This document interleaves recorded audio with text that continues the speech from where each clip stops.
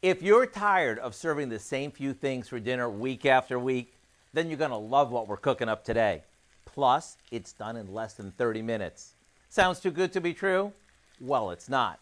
We start by sauteing a few boneless, skinless chicken breasts that we season with salt and pepper in a heavy skillet.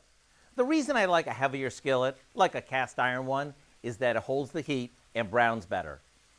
While that does its thing, in another skillet, we saute some chopped onion in a bit of olive oil. Once it's tender, we toss in some cherry tomatoes that we've cut in half, a few Greek olives, lots of fresh garlic, and a touch of oregano. After this simmers for a bit, we add in some fresh lemon juice, and we're good to go. Check out how amazing this looks when we spoon the flavor-packed sauce over the chicken and top it with chunks of feta. Now, this is my idea of fast food. So here's what I suggest. Go online and get the recipe for our quick as a wink Greek chicken, so you'll have a new favorite to add to your weeknight lineup.